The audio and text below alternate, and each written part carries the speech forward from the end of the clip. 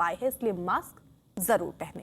बड़ी खबर के साथ बुलेटिन की शुरुआत। बड़ी खबर दिल्ली से आ रही है। न्यूज 18 के जावेद मंसूरी की खबर कि कोरोना नियमों के उल्लंघन की वजह से पूर्वी दिल्ली के लक्ष्मी नगर मार्केट को बंद कर दिया गया।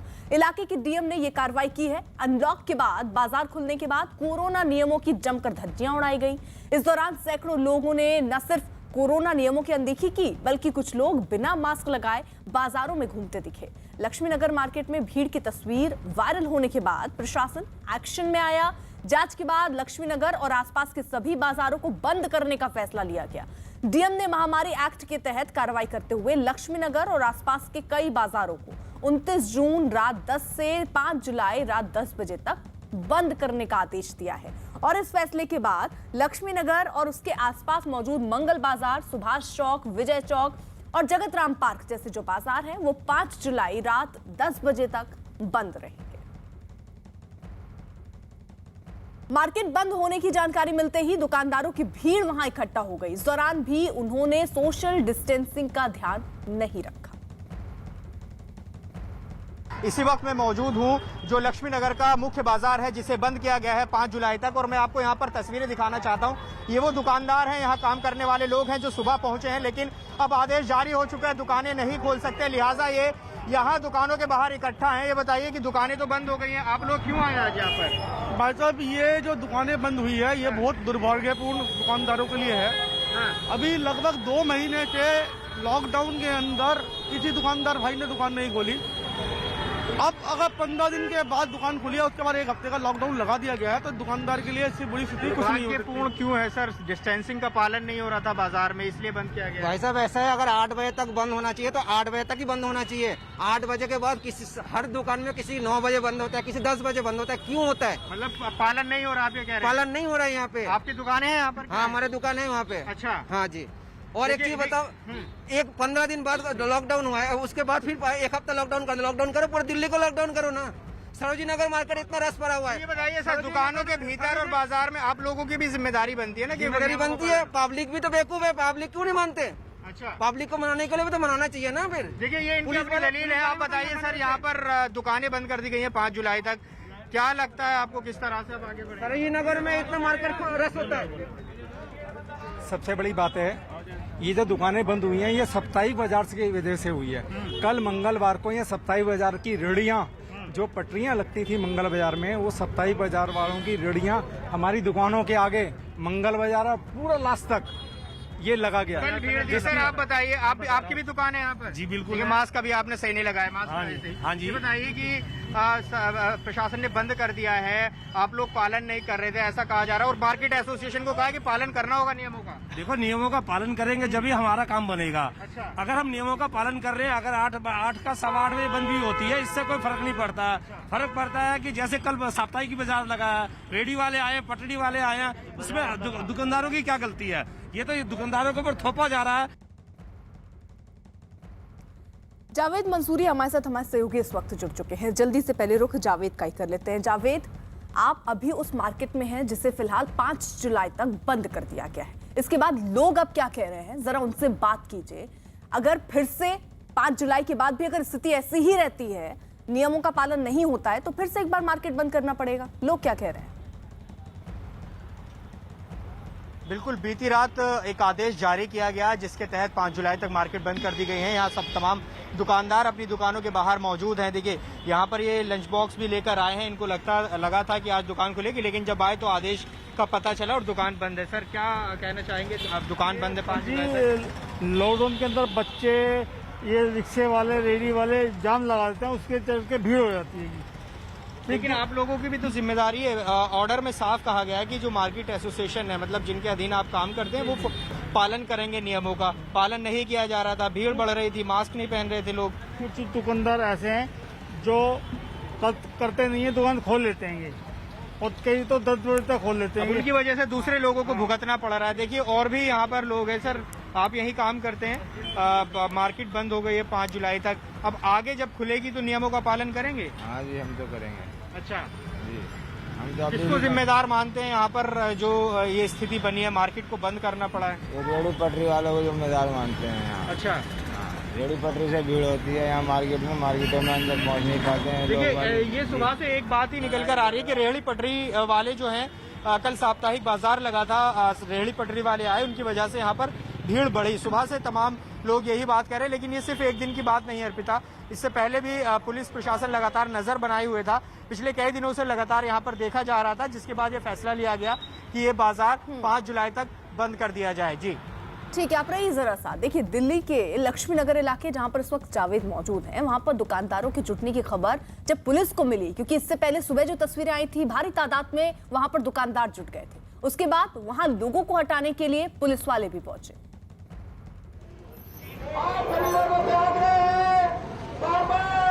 दिल्ली पुलिस आपसे निवेदन करती है कि आप सभी लोग पीडीएमए के द्वारा दी गई गाइडलाइन के अनुसार लक्ष्मी नगर मेन मार्केट को 5 जुलाई तक कोरोना के नियमों का पालन करने के दौरान क्लोज किया जाए। जुलाई तक। और मैं आपको यहाँ पर तस्वीरें दिखाना चाहता हूँ। ये वो दुकानदार हैं, यहाँ काम करने वाले लोग हैं जो सुबह पहुंचे हैं, लेकिन अब आदेश जारी हो चुका है, दुकानें नहीं खोल सकते, लिहाजा ये यहाँ दुकानों के बाहर इकट्ठा हैं। ये बताइए कि दुकानें तो बंद हो गई हैं, आप लोग क्यों आए आज यहाँ पर? भाई साहब, ये जो दुकानें बंद हुई है ये बहुत दुर्भाग्यपूर्ण दुकानदारों के लिए है। अभी लगभग 2 महीने से लॉकडाउन के अंदर किसी दुकानदार भाई ने दुकान नहीं खोली। अब अगर 15 दिन के बाद दुकान खुली है, उसके बाद 1 हफ्ते का लॉकडाउन लगा दिया गया है, तो दुकानदार के लिए इससे बुरी स्थिति कुछ नहीं होती। पूर्ण क्यों है सर? डिस्टेंसिंग का पालन नहीं हो रहा था बाजार में, इसलिए बंद किया गया। भाई साहब, ऐसा है, अगर 8 बजे तक बंद होना चाहिए तो 8 बजे तक ही बंद होना चाहिए। 8 बजे के बाद किसी हर दुकान में किसी 9 बजे बंद होता है, किसी 10 बजे बंद होता है। क्यों होता है? मतलब पालन नहीं हो रहा, आप ये कह रहे हैं? पालन नहीं हो रहा है यहाँ पे। आपकी दुकानें हैं यहाँ पर? हाँ, हमारे दुकान है वहाँ पे। अच्छा, हाँ जी। और एक चीज बताओ, 15 दिन बाद लॉकडाउन हुआ है, उसके बाद फिर 1 हफ्ता लॉकडाउन करो, पूरी दिल्ली को लॉकडाउन करो ना। जावेद, जो लोग वहां पर हैं, व्यापारी जो हैं, वो तो ये कह रहे हैं कि सिर्फ ये लक्ष्मी नगर पर ही कदम क्यों उठाया गया? ऐसी भीड़ तो दिल्ली के हर मार्केट में है, वहां पर क्यों नहीं प्रशासन सख्त है? उन्हें क्यों नहीं बंद कराया गया? देखिए, सुबह से यहाँ के जो दुकानदार हैं वो इस बात पर सवाल उठा रहे हैं कि लक्ष्मी नगर को ही क्यों बंद किया गया है। इसके अलावा कई ऐसी बाजार हैं जहाँ लगातार भीड़ है। सरोजनी नगर मार्केट है, सदर बाजार है, लाजपत नगर है, इन तमाम बाजारों में भी इसी तरह की भीड़ जुट रही है। तो यहाँ पर कुछ दुकानदार है, देखिए आपने मास्क नहीं लगाया है और यही वजह है कि मार्केट को बंद कर दिया गया है। मेरे दोस्त, बाजार बहुत मुश्किल से खुला था और कुछ मार्केट की लापरवाहियां रही हैं, जिसकी वजह से थोड़ा सा हमारे लापरवाही तो अभी दिखी, मुझे मास्क नहीं पहना था आपने। वो मेरी गलती है। ये बताइए कि कुछ दुकानदार कह रहे हैं कि इसी मार्केट को क्यों बंद किया गया, दूसरी बाजार क्यों नहीं बंद किया गया? दोस्त, कल मंगलवार का दिन होता है और काफी रश वाला दिन होता है। हाँ।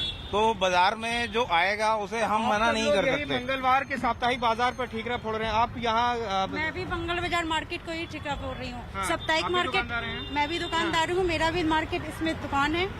साप्ताहिक मार्केट खोलने का डिसीजन किसका था? केजरीवाल जी का।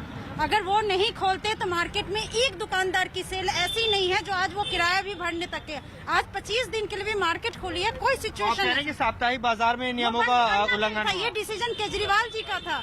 वो अगर डिसीजन नहीं लेते तो आज सब पूरी मार्केट आराम से खुली होती। आप कह रहे हैं कि साप्ताहिक बाजार को अनुमति नहीं दी जानी? गलती उन्हीं की थी, हमारी कोई गलती नहीं है, कोई दुकानदार की गलती। आप भी दुकानदार हैं? नहीं मैम। आप बताइए क्या कहना चाहेंगे? बाजार अब बंद हो गई है पूरी तरह से 5 तारीख तक। अब जब खुलेगा तो नियमों का पालन होगा या नहीं होगा? नियमों का पालन होगा, पहले से बेहतर होगा। बाजार वालों ने इस बात को समझा और यहाँ पे जो प्रॉब्लम है मेन पटरी और रेडी वालों की है, वो बाजार वाले आज मीटिंग करेंगे शाम को 4 बजे कि बाहर दुकानों के कोई सामान नहीं लगेगा। उसके बाद डिस्टेंस को भी मेंटेन करा जाएगा। सारी चीज को मेंटेन करते हुए बाजार को एप्लीकेशन देंगे हम आगे, इसको खोला जाए। जो दुकानदार हैं ये कह रहे हैं कि साप्ताहिक बाजार की वजह से भीड़ बढ़ी, जिसकी वजह से एक्शन लिया गया। लेकिन ये एक बड़ी चुनौती है कि जो दुकानदार है वो ये तो कह रहे हैं कि हम अपनी दुकानों में रोक रही हूं। मैं आपको बड़ी खबर आ रही है इस वक्त। मुश्किलें ट्विटर की और बढ़ती हुई नजर आ रही हैं, क्योंकि दिल्ली पुलिस ने ट्विटर से जवाब तलब किया है। बाल अधिकार आयोग की शिकायत पर दरअसल ये जवाब मांगा गया है। बच्चों पर आपत्तिजनक कंटेंट पर शिकायत हुई थी, जिसके बाद ये जवाब ट्विटर से मांगा गया है और बाकायदा ट्विटर की मुश्किलें जो हैं अब बढ़ती हुई नजर आ रही हैं। जहां एक तरफ रविशंकर के अकाउंट को ब्लॉक करने को लेकर भी ट्विटर की मुश्किलें घिर रही हैं। भारत के गलत नक्शे को दिखाने के चलते भी ट्विटर की मुश्किलें बढ़ रही हैं। वहीं दूसरी तरफ एक बड़ी खबर ये कि बच्चों पर आपत्तिजनक कंटेंट हुआ था ट्विटर पर, जिसको लेकर अब जवाब ट्विटर से मांगा गया। आनंद तिवारी हमारे साथ जुड़ चुके हैं, हमारे सहयोगी। आनंद, क्या अपडेट?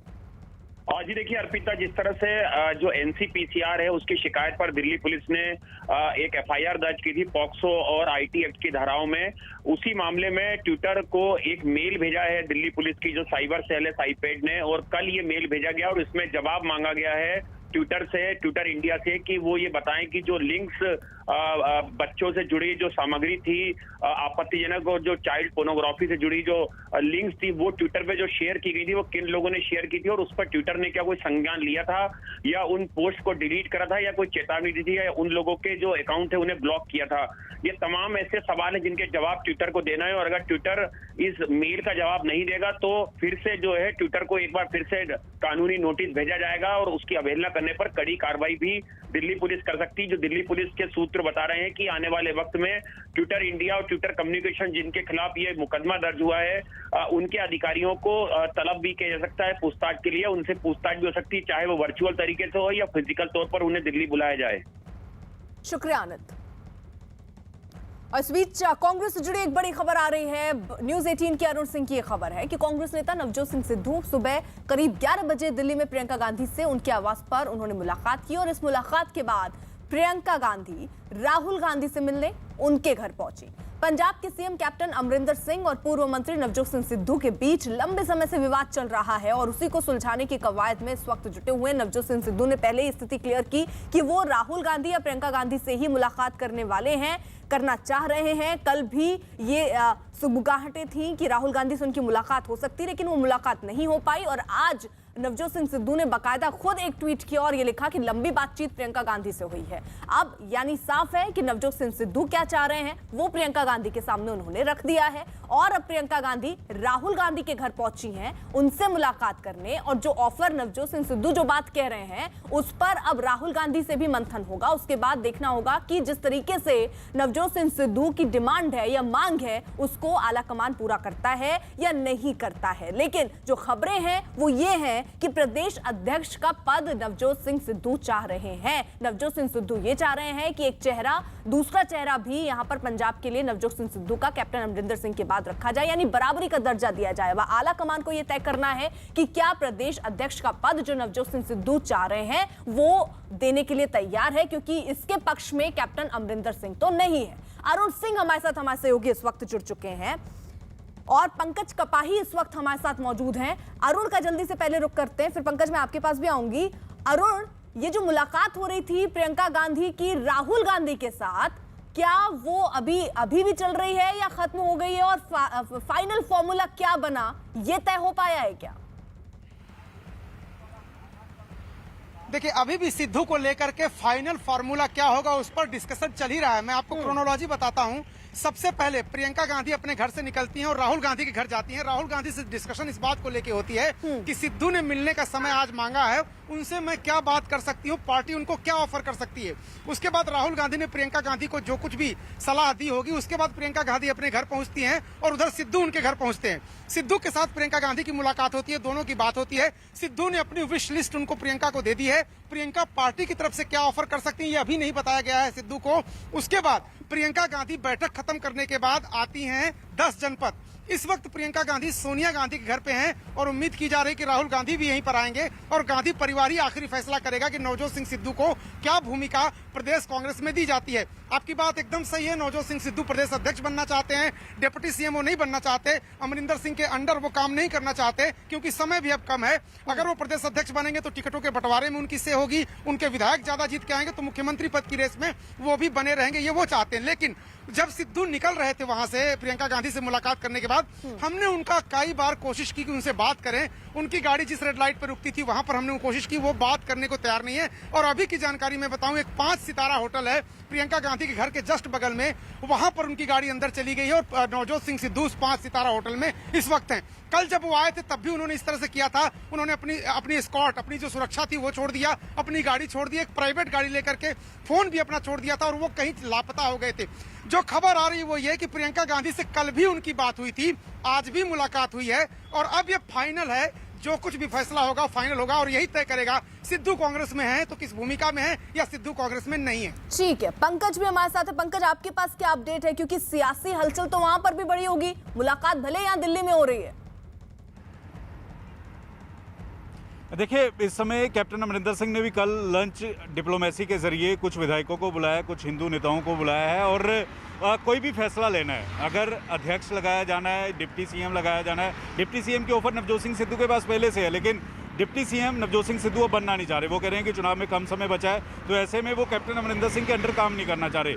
प्रदेश अध्यक्ष अगर नवजोत सिंह सिद्धू को लगाया जाना है तो एक बार कैप्टन अमरिंदर सिंह को भी दिल्ली बुलाया जाएगा, उनसे एक बार फाइनल राय ली जाएगी, क्योंकि कैप्टन अमरिंदर सिंह खिलाफत कर रहे हैं, उनके साथ रवनीत सिंह बिट्टू खिलाफत कर रहे हैं, गुरजीत सिंह ओजला अमृतसर से एमपी हैं वो खिलाफत कर रहे हैं, पटियाला से कैप्टन अमरिंदर सिंह की पत्नी परनीत कौर हैं वो खिलाफत कर रही हैं। और कैप्टन अमरिंदर सिंह का तर्क है कि कैप्टन अमरिंदर सिंह भी जट हैं और नवजोत सिंह सिद्धू भी जट हैं और कैप्टन अमरिंदर सिंह भी पटियाला से आते हैं, नवजोत सिंह सिद्धू भी पटियाला से आते हैं। तो ऐसे में अगर सीएम पटियाला से है, सीएम जट है, तो दूसरी कास्ट को किस तरह से एडजस्ट किया जाएगा, वो नाराज हो सकती हैं। दलित चेहरे पे दाव दूसरी पार्टियां खेल रही हैं। और कैप्टन अमरिंदर सिंह का तीसरा तर्क है कि नवजोत सिंह सिद्धू जिस तरह से उन पर अटैक कर रहे हैं, तो मुख्यमंत्री पर अगर प्रदेश अध्यक्ष बनने के बाद अटैक करेंगे तो सवालों में कांग्रेस पार्टी आएगी, क्योंकि 18 मुद्दों पर बात कर रहे हैं, चाहे बेदबी हो, चाहे ड्रग्स हो, चाहे ट्रांसपोर्ट माफिया हो, चाहे सैंड माफिया हो, इन सभी बातों पे नवजोत सिंह सिद्धू लगातार बात कर रहे हैं और प्रियंका गांधी से काफी ज्यादा नजदीकियां हैं। इसीलिए नवजोत सिंह सिद्धू जब दिल्ली आते हैं तो कोई भी बात मनवानी हो, कोई भी बात अपनी कहनी हो तो सीधा प्रियंका गांधी से कहते हैं। और आज भी हमने ये देखा कि अपनी सिक्योरिटी छोड़कर, क्योंकि नवजोत सिंह सिद्धू को इस बात का भी पता है कि सरकार की सीआईडी, मुख्यमंत्री सीआईडी लगा सकते हैं पीछे, इसीलिए अपना मोबाइल, अपनी सरकारी गाड़ी छोड़कर एक प्राइवेट गाड़ी में प्रियंका गांधी से मिलने के लिए पहुंचे। और कल भी इसी तरह से अरुण से जल्दी से एक बार जरा समझ लेते हैं। अरुण, देखिए ये मुलाकात प्रियंका गांधी और राहुल गांधी की तो हो रही है, क्या राहुल गांधी से डायरेक्ट मिल सकते हैं नवजोत सिंह सिद्धू? देखिए, राहुल गांधी से तभी मिलेंगे नवजोत सिंह सिद्धू जब कोई फार्मूला तय हो जाएगा, क्योंकि कांग्रेस पार्टी एक बात से डर रही है, कांग्रेस इस बात से डर रही है कि आम आदमी पार्टी भी सिद्धू के संपर्क में है। हालांकि आम आदमी पार्टी भी सिद्धू के कैरेक्टरिस्टिक से डर रही है कि सिद्धू अनकंट्रोलेबल हैं, उनको कंट्रोल नहीं किया जा सकता, अनप्रेडिक्टेबल हैं। इसलिए आम आदमी पार्टी भी उन पर दाव लगाने से पहले 10 बार सोच रही है। लेकिन चूंकि उनकी इस समय बार्गेनिंग पावर ज्यादा है, आम आदमी पार्टी उनको लाना चाहती है और इधर कांग्रेस में वो कुछ पाना चाहते हैं। तो अब क्या है कि कल को अगर राहुल गांधी से मिलने के बाद भी नवजोत सिंह सिद्धू संतुष्ट नहीं होते हैं और जाके आम आदमी पार्टी में मिल जाते हैं, तो राहुल गांधी की लीडरशिप पर और सवाल खड़े होंगे कि वो एक और नेता को नहीं मना पाए, उनसे मिलने के बाद भी वो पार्टी छोड़ के चला गया, जैसा कि ज्योतिरादित्य सिंधिया और तमाम मामलों में हुआ था। इसलिए राहुल गांधी से मुलाकात उनकी अब तभी होगी जब प्रियंका गांधी पार्टी का ऑफर उनको देंगे और उस ऑफर को वो स्वीकार कर लेंगे। अगर वो स्वीकार नहीं करते हैं ऑफर, तो राहुल गांधी उनसे नहीं मिलेंगे। वो तभी मिलेंगे जब फाइनल डील पर सिद्धू राजी हो जाते हैं। ठीक है, रहिए आप दोनों जरा साथ। पंजाब के मुख्यमंत्री इस बीच कैप्टन अमरिंदर सिंह और सिद्धू के बीच चल रहे विवाद पर पार्टी नेता हरीश रावत ने क्या कहा, जरा ये सुनिए। पार्टी में व्यक्तित्व होते हैं तो टकराहट होती है, उसका हमने समाधान निकाल करके दिया है। पार्टी अध्यक्षा की जैसे आदेश हो जाएगा तो उसको सब मान लेंगे और सब कह चुके हैं, सिद्धू भी कह चुके हैं कि जो पार्टी हाईकमान का निर्णय होगा मैं मानूंगा। इसी मुद्दे पर अकाली दल के नेता और पंजाब के पूर्व मुख्यमंत्री सुखबीर सिंह बादल ने क्या कहा, सुनिए। नवजोत सिंह सिद्धू एक मिसगाइडेड मसाइल है जिहदा कोई कंट्रोल नहीं है, किते मर्जी डायरैक्शन हो सकती है, किते मर्जी वज सकती है, अपने ते ही वज सकती है। ਉਹਦੇ जे क्रिकेट सी, क्रिकेट च भी लड़ के भज के आया सी, बीजेपी च आया सी, जिन्हों अपना माई बाप कहता सी उन्होंने चोर कहन लग गया, फिर कांग्रेस चले गया, फिर जिथे तुसी ओदी ना 5 6 10 डायलॉग रट्टे है, वो डायलॉग नूं हर जगह वरतदा है। वो इनू सोनिया गांधी नूं खुश कर लैंदा है, ਉਹਦੇ ਨਾਲ मतलब मोदी साहब नूं पहले खुश कीता सी, तो इस करके एज अ मिसगाइडेड बंदा। अरुण हमारे साथ मौजूद हैं। अरुण, देखिए ये मुलाकात तो प्रियंका गांधी और राहुल गांधी की इस वक्त चल रही है। नवजोत सिंह सिद्धू प्रियंका गांधी से मिल चुके हैं, प्रदेश अध्यक्ष का पद वो मांग रहे हैं, ये जानकारियां सामने आ रही हैं। लेकिन क्या आपको ऐसा लगता है कि कैप्टन अमरिंदर, जो अभी तक खबरें थी कि वो तो इस बात के लिए तैयार नहीं है कि नवजोत सिंह सिद्धू प्रदेश अध्यक्ष बने, क्या उनको मना लिया जाएगा? क्या ऐसी कोशिश भी आला कमान करने के मूड में है क्या? देखिए, नवजोत सिंह सिद्धू के रोल को लेकर अगर 10 जनपद या गांधी परिवार कोई फैसला कर लेता है तो फिर अमरिंदर सिंह को उसको मानना पड़ेगा। उसकी वजह यह है कि कैप्टन अमरिंदर सिंह पहले की तरह मजबूत नहीं है।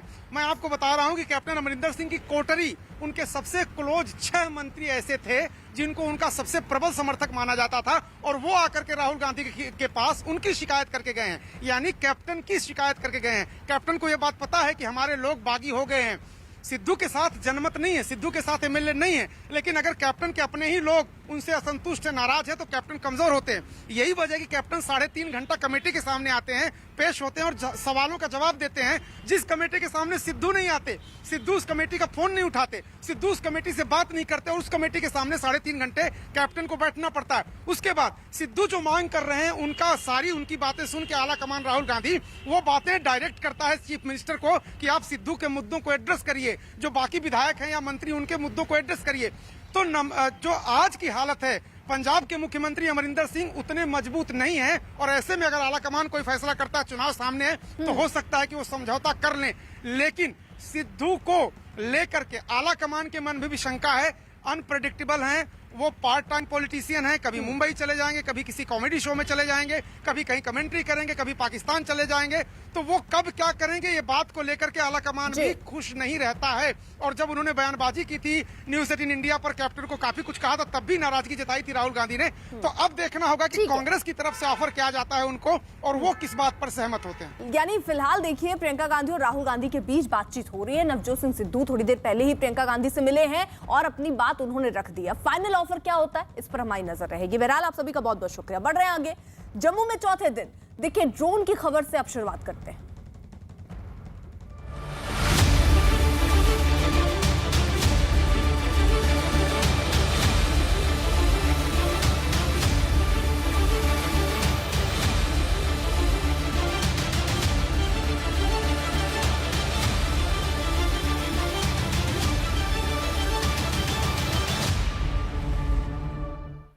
जम्मू में ड्रोन दिखने से जुड़ी एक बड़ी खबर आ रही है। सबसे पहले वो बता दें, लगातार चौथे दिन देर रात ड्रोन देखे गए हैं। न्यूज 18 के पवन शर्मा की रिपोर्ट है कि जम्मू के अलग अलग इलाकों में एक बार फिर रात में 3 ड्रोन देखे गए। पहला ड्रोन रात 9:30 बजे के करीब मीरा साहिब इलाके में दिखा। इसके बाद सुबह 4:40 पर कालूचक इलाके में दूसरा ड्रोन देखा गया। इसके बाद 4:52 पर कुंजवानी इलाके में तीसरा ड्रोन देखा गया। और इससे पहले कल यानी 29 जून को कुंजवानी, रत्नुचक और कालूचक में 3 ड्रोन देखे गए थे। 28 जून को कालूचक और रत्नुचक में 2 ड्रोन देखे गए थे, जबकि 27 जून को जम्मू एयरफोर्स स्टेशन पर ड्रोन से हमला किया गया था। एयरफोर्स स्टेशन पर 2 ड्रोन से ब्लास्ट होने के बाद जम्मू और उसके आसपास के इलाकों में ड्रोन लगातार दिखने का सिलसिला जारी है। बीती रात भी 3 ड्रोन जो हैं वो स्पॉट किए गए हैं, जम्मू के मीरा साहिब इलाके में, कुंजवानी इलाके में और कालूचक इलाके में। हम इस समय जम्मू पठानकोट नेशनल हाईवे पर कुंजवानी के पास हैं, और जहां पर आप देखिए कि पुलिस के जवान भी तैनात हैं, नाका यहां पर लगाया गया है। लेकिन इस इलाके की अगर मैं बात करूं, मैं कैमरामैन से कहूंगा, ये वाला जो एरिया है कुंजवानी का, पीछे इसके सारा आर्मी का एरिया है, और जहां पर एक एयरफोर्स का बहुत ही संवेदनशील इलाका भी है, जिस इलाके में बीती रात एक ड्रोन फिर देखा गया। हालांकि कल भी इस इलाके में एक ड्रोन देखा गया था। मीरा साहिब जो इलाका है वो आरसपुरा सेक्टर के पास पड़ता है, वहाँ पर भी एक ड्रोन जो है वो रात को देखा गया। तो पिछले 3-4 दिन से लगातार ड्रोन जो है वो देखे जा रहे हैं, वो चाहे कालूचक मिलिट्री स्टेशन हो, रत्नुचक मिलिट्री स्टेशन हो, या फिर कुंजवानी का जो इलाका है। और कुंजवानी में सबसे इम्पॉर्टेंट ये है कि यहाँ पर वायुसेना का एक बहुत ही महत्वपूर्ण और संवेदनशील इलाका है, जिस इलाके में कल एक ड्रोन जो है वो स्पॉट किया गया। तो कुल 3 ड्रोन बीती रात स्पॉट किए गए हैं और उससे पहले कालूचक में 2 ड्रोन देखे गए थे। 3 ड्रोन इस पूरे इलाके में देखे गए। ये आप एरिया देख सकते हैं, ये पूरा आर्मी का एरिया है और इसी इलाके में ड्रोन जो है वो स्पॉट किया गया था। उसके बाद सेना और पुलिस की जवानों ने पूरे इलाके को घेरा था और सर्च ऑपरेशन शुरू किया था, लेकिन अभी तक कुछ भी नहीं मिल पाया है। सुरक्षा एजेंसियों को भी कोई ऐसी पुख्ता जानकारी नहीं मिल पाई है कि आखिर ड्रोन आने के बाद किस इलाके में चले गए हैं, क्योंकि पिछले 3 दिन से लगातार जम्मू और उसके आसपास के इलाकों में ड्रोन देखने का सिलसिला जारी है। जम्मू एयरफोर्स स्टेशन पर विस्फोट होने के बाद वहां पर सुरक्षा एजेंसियां व विभिन्न जो एजेंसियां हैं वो जांच तो कर रही हैं, लेकिन अभी तक पुख्ता जानकारी नहीं मिल पाई है कि जो जम्मू और उसके आसपास के इलाके में ड्रोन डेली रात को मंडरा रहे हैं, आखिर वो कहां से ऑपरेट हो रहे हैं और किस दिशा की ओर जा रहे हैं। पवन हमारे साथ हमारे सहयोगी इस वक्त जुड़ चुके हैं। पवन, लगातार ये चौथा दिन जब ड्रोन देखा जा रहा है, कोई खबर पता चल पाई कि ये ड्रोन कहां से ऑपरेट हो रहा है, कहां से ये ड्रोन आया और कहां उड़कर गया? कोई जानकारी अभी तक?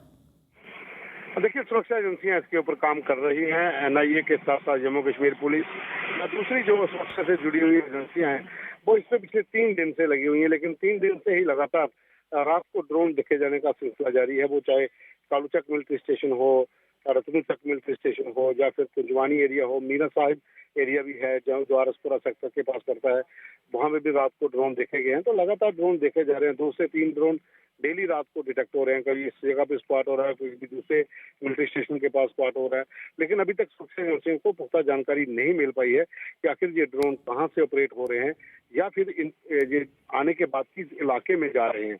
तो अभी तक कोई जानकारी नहीं मिल पाई है, लेकिन उसके ऊपर अभी भी सुरक्षा एजेंसियां काम कर रही हैं कि आखिर ये ड्रोन आ कहां से रहे हैं और फिर उसके बाद गायब कैसे हो रहे हैं। ठीक है, आप नजर बनाए रखिए। जम्मू और उसके आसपास के इलाकों में पिछले 4 दिनों में मंडरा रहे ड्रोन को देखते हुए जम्मू एयरफोर्स स्टेशन पर ड्रोन मॉनिटरिंग सिस्टम के साथ जैमर लगाया गया है। इसके अलावा रात में मंडराने वाले ड्रोन से निपटने के लिए कुछ जगहों पर एंटी ड्रोन सिस्टम तैनात किया गया। यही नहीं, एयरफोर्स स्टेशन के सभी गेटों के बाहर भी दीवारों पर हाई मास्क लाइट लगाई गई है ताकि कोई भी ड्रोन को आसानी से देखा जा सके। जम्मू एयरफोर्स स्टेशन पर हुए ड्रोन हमले के बाद लगातार सुरक्षा एजेंसियों की टीमें यहाँ पहुँच रही हैं। अगर आप देखें तो अभी NIA की स्पेशल टीम यहाँ पर फिर पहुँची है। आज NIA के DGP पहुँच रहे हैं, CISF के DGP यहाँ पर पहुँच रहे हैं। लगातार सुरक्षा अधिकारियों की बैठक भीतर जारी है। जिस तरह से ये ड्रोन अटैक हुआ था उसके बाद NIA के साथ साथ जम्मू कश्मीर पुलिस और अन्य एजेंसियों की टीमें लगातार यहाँ पर पहुँच रही हैं और सुरक्षा समिति सुरक्षा का पूरा जायजा ले रही है कि किस तरह से ये ड्रोन अटैक हुआ था, उसके बाद आगे क्या प्रबंध किए जाएंगे। आने वाले दिनों में यहाँ पर इस तरह के हमले ना हो उसे लेकर सुरक्षा की जो समीक्षा है वो की जा रही है। माना जा रहा है कि सभी एजेंसियों ने मिलकर जो अभी जाँच NIA को मिली है उसके साथ साथ बाकी एजेंसियाँ भी उन्हें सपोर्ट करेगी कि आखिर इस जो जम्मू एयरफोर्स स्टेशन है इसके भीतर जो अटैक हुआ था, ड्रोन अटैक हुआ था, उसके बाद आगे क्या कदम उठाए जाएंगे। हालांकि सुरक्षा को देखते हुए जम्मू एयरफोर्स स्टेशन पर हाई मास्क लाइट्स लगा दी गई है ताकि कोई लो लेवल का ऑब्जेक्ट अगर उड़कर आता है आसानी से देखा जा सके। उसके साथ साथ ही ड्रोन मॉनिटरिंग सिस्टम भी लगाया गया है, एंटी ड्रोन सिस्टम भी इंस्टॉल किए गए हैं। जम्मू के आसपास के जितने भी महत्वपूर्ण ठिकाने हैं सुरक्षा को लेकर, वहाँ पर भी ड्रोन देखने के लिए जो सिस्टम है वो लगाया गया है। ड्रोन मॉनिटरिंग सिस्टम के साथ एंटी ड्रोन स्क्वाड भी तैनात किए गए हैं ताकि आगे से अगर कोई इस तरह से ड्रोन हमला होता है तो उससे निपटा जा सके। इसी बीच एक बड़ी खबर आ रही है दरभंगा ब्लास्ट से जुड़ी। दरभंगा जंक्शन ब्लास्ट मामले में जांच एजेंसियों को बड़ी सफलता हाथ लगी है। न्यूज़ 18 के जनक दवे की खबर है कि NIA ने दरभंगा ब्लास्ट मामले में नासिर मलिक और मोहम्मद इमरान मलिक को हैदराबाद से गिरफ्तार किया है। 17 जून को दरभंगा रेलवे स्टेशन पर सिकंदराबाद से आए कपड़ों के बंडल वाले पार्सल में धमाका हुआ था और उसके बाद अब बड़ी सफलता हाथ लगी है। NIA ने दरभंगा ब्लास्ट मामले में नासिर मलिक और मोहम्मद इमरान मलिक को हैदराबाद से गिरफ्तार किया। 17 जून को दरभंगा रेलवे स्टेशन पर सिकंदराबाद से आए कपड़े के बंडल वाले पार्सल में धमाका हुआ था, जिसके बाद लगातार इसकी जांच चल रही थी। CCTV फुटेज खंगाले जा रहे थे, कुछ संदिग्ध दिख भी रहे थे, उनसे पूछताछ भी की गई। फिलहाल इस केस में 2 और आरोपी गिरफ्तार हुए हैं। नासिर मलिक और मोहम्मद इमरान मलिक को हैदराबाद से गिरफ्तार किया गया है। जनक हमारे साथ सहयोगी जुड़ चुके अपडेट के साथ। जनक, ये 2 गिरफ्तारियां और बिल्कुल, देखिए सीआई सेल के पास ये पुख्ता जानकारी थी कि हैदराबाद में इस जो नासिर और मोहम्मद जो दोनों भाई हैं उनकी कोई न कोई इसमें मिलीभगत हो सकती है। उसके बाद सीआईएसएल के ऊपर ह्यूमन इंटेलिजेंस के साथ साथ बाकी सर्वेलेंस भी इस पर रखे गए थे और उसके बाद पूरी जानकारी आई कि ये दोनों उत्तर प्रदेश के रहने वाले हैं और उनका मिलीभगत ये दरभंगा में जिस तरीके से ट्रेन के भीतर ये धमाका हुआ था उसके बाद जो आग लगी थी उसमें इनकी मिलीभगत है और ये लश्कर के कहने पर सीमा पार जो साजिश रची जा रही थी उसका वो हिस्सा है। तो लश्कर के साथ लंबे समय से पाकिस्तान के ऑपरेटिव के तौर पे यहाँ पर काम कर रहे थे और उसके बाद सीआईएसएल ने इस पर नजर रखी और अभी जो जानकारी मिल रही है उसके बाद एनआईए ने दोनों को हिरासत में लेके आगे की कार्रवाई करनी शुरू की है। शुक्रिया जनक। उधर जम्मू एयरफोर्स स्टेशन पर हुए ड्रोन हमले पर दिल्ली में पीएम आवास पर बैठक हुई जिसमें ड्रोन नीति पर चर्चा की गई। इस बैठक में प्रधानमंत्री नरेंद्र मोदी के साथ गृह मंत्री अमित शाह, रक्षा मंत्री राजनाथ सिंह के साथ सीडीएस विपिन रावत और वायुसेना के कुछ अधिकारी भी शामिल हुए थे। इस बैठक में वायुसेना की तरफ से प्रधानमंत्री को जम्मू धमाके से जुड़ी तमाम जानकारियां दी गई।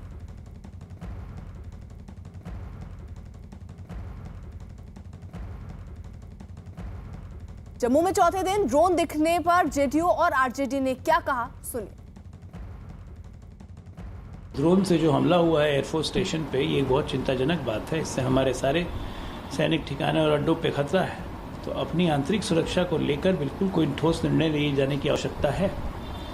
इस तरह के हमले बर्दाश्त नहीं करने चाहिए।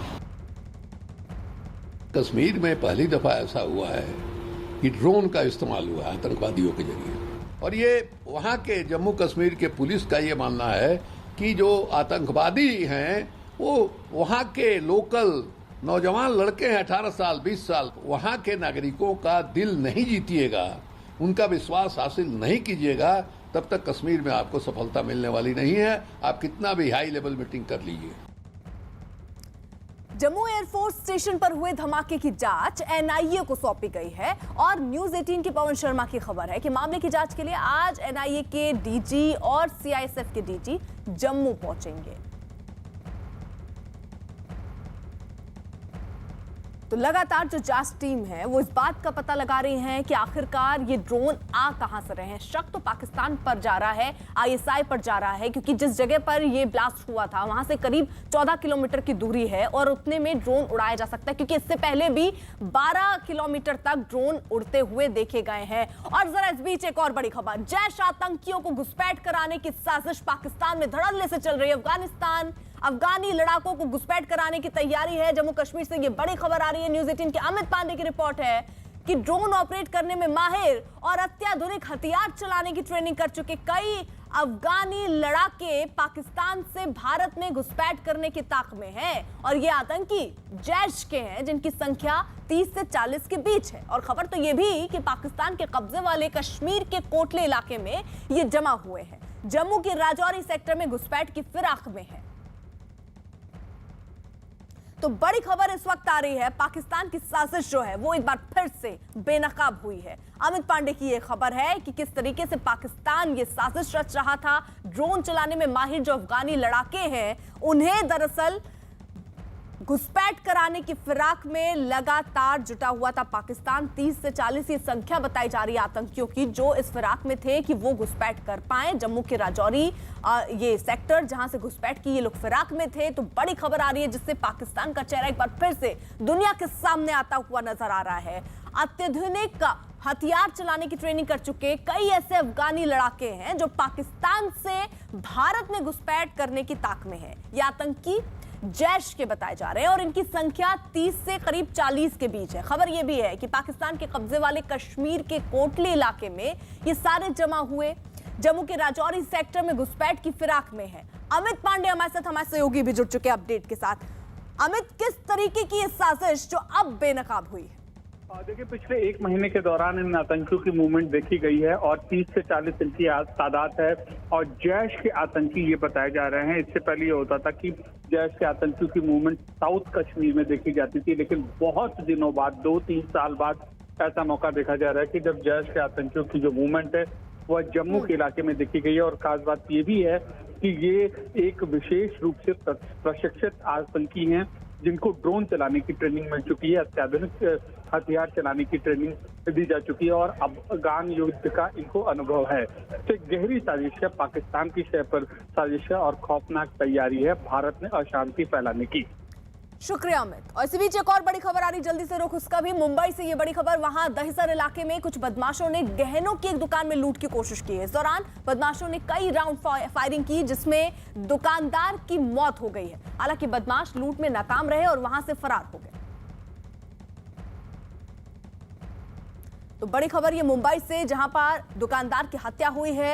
कुछ लोग वहां पर कई राउंड फायरिंग करते हुए दाखिल हुए। लूट की ये कोशिश थी, लेकिन दुकानदार ने जब इन्हें रोकने की कोशिश की तो उन्होंने उस पर भी फायर किया। दुकानदार की मौत हुई, लेकिन बदमाश जो वहां पहुंचे थे वो लूट करने में नाकाम रहे और उन्हें वहां से जाना पड़ा। दिवाकर हमारे साथ जुड़ चुके हैं अपडेट के साथ। दिवाकर।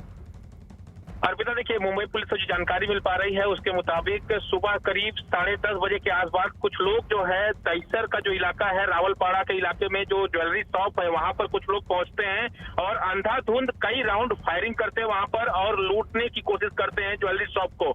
लेकिन जब दुकान का मालिक जो है उसे रोकने की कोशिश करता है, जब वो लूटने के इरादे में कामयाब नहीं हो पाते हैं तो वो सीधा जो गोली है वो दुकान के मालिक को मार देते हैं। कम से कम 2 से 3 गोलियां पुलिस कह रही है कि उन्होंने दुकान के मालिक को मारा है, जिसकी ऑन द स्पॉट मौत हो गई है। मौके पर इस वक्त जो है इलाके के जो एडिशनल कमिश्नर हैं, डीसीपी हैं और अन्य अधिकारी मौके पर मौजूद हैं। इलाके का जो सीसीटीवी फुटेज है या फिर दुकान का जो सीसीटीवी फुटेज है उसे खंगाला जा रहा है, क्योंकि अभी तक आरोपियों के बारे में कुछ पता नहीं चल पाया। पुलिस लगातार जो है आरोपियों के बारे में पता करने की कोशिश कर रही है कि आखिर ये कौन लोग थे जो इस तरह से जो है फायरिंग उन्होंने पहले की और जब लूट के इरादे में कामयाब नहीं हुए तो वो जो है उन्होंने दुकान के मालिक को गोली मार दी। तो ये जो अभी तक पूरा मामला है, पुलिस के अधिकारी मौके पर मौजूद हैं, जो इलाके के तमाम सीसीटीवी फुटेज हैं वो खंगाले जा रहे हैं। अर्पिता, आरोपियों की तलाश लगातार पुलिस के द्वारा की जा रही है। दिवाकर, उस समय दुकान में कितने लोग मौजूद थे और सीसीटीवी फुटेज अभी खंगाली जा रही है, कुछ जानकारी और मिल पाई हो चश्मदीदों के मुताबिक कि कितने ये बदमाश थे जो पहुंचे थे? देखिए, स्पॉट पे अर्पिता एडिशनल कमिश्नर जो दिलीप सावंत हैं नॉर्थ रीजन के, वो पहुंचे थे और उन्होंने जो जानकारी दी है उसके मुताबिक दुकान में 2 से 3 लोग उस वक्त मौजूद थे ज्वेलरी शॉप में। और जब लुटेरे जो है वहां पर पहुंचते हैं तो अंधाधुंध पहले उन्होंने शॉप पर फायरिंग की और उस फायरिंग के जरिए पहले उन्होंने दुकान में घुसने की कोशिश की, लूटने की कोशिश की। लेकिन जब दुकान का मालिक उन्हें रोकने लगा, 2-3 लोग मिलकर जब लुटेरों को रोकने लगे, तब उन्होंने गुस्से में आकर दुकान के मालिक पर ही फायरिंग कर दी, जिसकी ऑन द स्पॉट मौत हो गई है। लेकिन जो सीसीटीवी फुटेज है उसको पुलिस खंगाल रही है। पुलिस की तरफ से भी ये जानकारी नहीं दी गई कि आखिर कितने लोग थे जो आए थे इस तरह से फायरिंग करने के लिए, कौन लोग हैं ये, इसकी जो है जानकारी पुलिस के द्वारा सीसीटीवी फुटेज की मदद से निकाली जा रही है। लेकिन फिलहाल कौन लोग थे अभी तक इसकी जानकारी पुलिस से पता नहीं कर पाई है। लेकिन पुलिस का ये कहना है कि सीसीटीवी फुटेज खंगाले जा रहे हैं। सीसीटीवी फुटेज क्योंकि आसपास का जो इलाका है वो सीसीटीवी फुटेज वहां पर मुंबई पुलिस के भी हैं, दुकान में सीसीटीवी फुटेज लगा हुआ है। तो हो सकता है कि सीसीटीवी फुटेज के आधार पर जो आरोपी हैं उनका जो है सुराग मिले और फिर पुलिस उन्हें गिरफ्तार करे। लेकिन फिलहाल स्थिति यही है कि जो पुलिस के आला अधिकारी मौके पर हैं और लगातार तमाम जो सीसीटीवी फुटेज है उन्हें खंगालने की दिवाकर, आप नजर बनाए रखिए। तो कुल मिलाकर सीसीटीवी फुटेज खंगाली जा रही है और जल्द ही इन बदमाशों की गिरफ्तारी की बात पुलिस कर रही है। न्यूज 18 इंडिया की वेबसाइट ने आजतक.com को पछाड़ा।